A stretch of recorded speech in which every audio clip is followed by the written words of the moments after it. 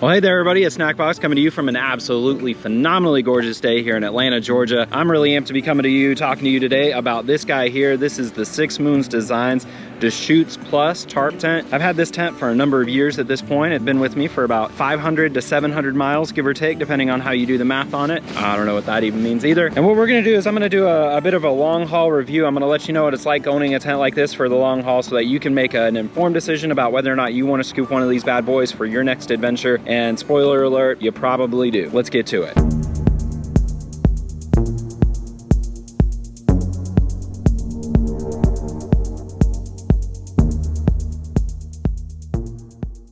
So the Deschutes Plus tent, this one is really nice. It's a floorless model, uses a trekking pole to set up that helps it pack down really small. It is 16 ounces, and that 16 ounces is a little bit different than the Deschutes regular tent, the one that's not the Plus, because it has 3 ounces of bug netting, a skirt that goes around the outside of it. And that's a really important thing to know, because that's where you're going to save most of that weight and still keep a lot of the bugs out. That's why I love this tent, especially over some of the other options that are out there. So at 16 ounces, that's not bad at all. Just for a little bit of size comparison, this is my iPhone. It's just an old school iPhone. Check that out. So you can squeeze this down and it is about the size of a cube, the size of an iPhone. I don't know what that would be either. That's pretty decent. A couple of things to know about this tent. It is floorless. It's full on Donald Duck in, so it's got a top but no bottom. When you're thinking about this, a lot of people get really nervous about bugs, maybe dirt.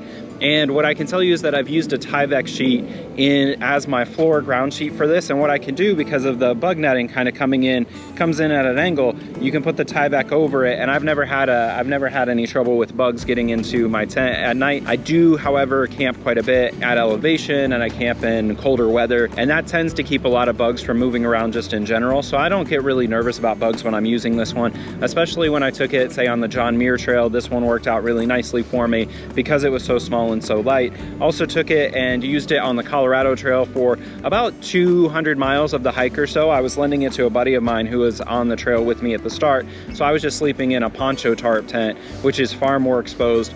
I think that's eventually where I'll end up going, because that option is super light. But for right now, I feel like this is a really great middle ground for people who are interested in ultralighting and they want to start paring down their pack size, pack weight, but not paring down their wallet. And that's the other thing that I want to mention about this, is that comparable to other 16-ounce tents, I don't think you're going to find a less expensive option out there. It's just so small, so light, and so affordable. This is about as good as you're going to get. So that balance between affordability, size, and weight is really phenomenal. You can find a smaller tent, 3-4 ounces smaller, from some of the other cottage tent makers. Those tents, if you're gonna cut 4 or 5 ounces, you're gonna be talking twice the price of this tent. So what I'm gonna do is I'm actually gonna leave a link in the bottom below. The prices sort of change around sometimes, so take a look at that to see where the price is. Generally speaking, I found these pretty commonly for around $2, which is not bad at all. One thing to know though is when you're looking at the weight, this hasn't been seam sealed when it comes from 6 Moons Design, so you're gonna have to seam seal it. That generally adds about an ounce, and you need to think about whether or not you're gonna have a floor with it. So if you carry Tyvek, that adds a little bit of weight,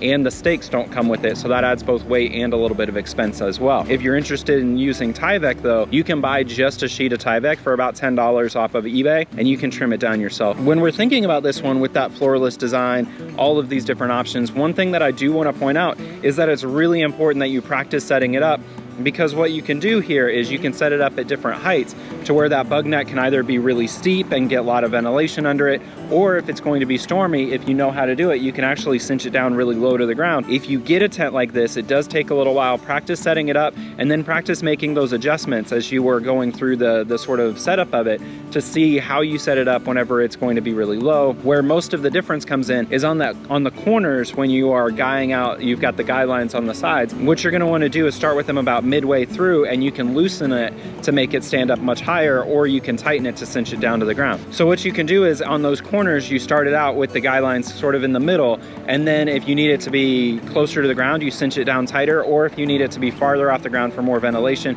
you can loosen it up. A couple of things that I have found that are worth knowing about this tent: you have a single trekking pole setup for it. So you can set it up with a single trekking pole, but what I'm going to show you here in this clip is that if you use your second trekking pole and a little bit of paracord, you can pull the side and kind of get some more headroom on the side. This is really important, and I would recommend you start doing this right away, because the slope of the tent is pretty steep, and basically what will happen is when you sit up in the morning, if there's any condensation, which is common for a single wall tent, any of that condensation will end up immediately on your forehead. So knowing how to set up the tent with a good bit of ventilation will prevent a lot of that condensation, and then knowing how to set it up and then use the second trekking pole to build up some extra headroom is really, really helpful. One thing that is a little bit frustrating with this tent, if you think about just the geometry of it and where your head's going to be, in the front corner when you're zipping it and trying to get that last bit of the zipper down, which comes down the center of that bug net, where the trekking pole is will be in your way, and you have to really get 2 hands on it because you need to put some tension on the front of the tent to where you can pull down the zipper the last little bit. Same holds true when you're getting into the tent. You really have to dig in under it pretty far to reach it, so it can be a little bit of a stretch for some of us older people who are not as flexible as we'd like to be. It's not a deal breaker in the least. It's just one of those little sort of quirks that can be a little bit frustrating. I would put it on par with the sort of tents that have the zipper in the front, so you have to climb over your pillow to get in and out, rather than the zippers on the long side, so you can just kind of roll in. It's about that level of frustration. So it's not bad, it's not a deal breaker, but it's certainly something that if there were any way to change it, I would change it. I don't think there is. I've tried to think what could Six Moons do differently with it, and really there's nothing they could do differently to avoid that as a hassle. So it just is what it is. What I can tell you as well is that I've had this tent in some really gnarly storms. I've had it in some really windy areas, and if you set it up correctly, it is about as bomb-proof and bulletproof as you're gonna find in a tent. What you need to do though is think about where that wind's coming in, and in an ideal situation, you want the back of the tent facing the wind wherever it's coming in, because it's a much better slope for wind to go over it if you angle it that way. Other than that, I think this is just a really good tent. It's great for a solo. It's really more like a person and a half tent, so it's a little bit bigger than that. And if you are averse to the idea of having a floorless tent, you can get just the regular Deschutes without the plus on it. The plus is just that bug netting. So if you get the regular Deschutes and then you pair it with the Serenity net tent, that's an 11-ounce addition, but the tent, because it doesn't have the bug net, is 3 ounces smaller. So a lot of numbers kind of coming at you, but that's a 24-ounce setup for the same thing with a bathtub floor and a bug net. I think it's a really great way to go. And again, how small is this? It's so tiny. It's really great.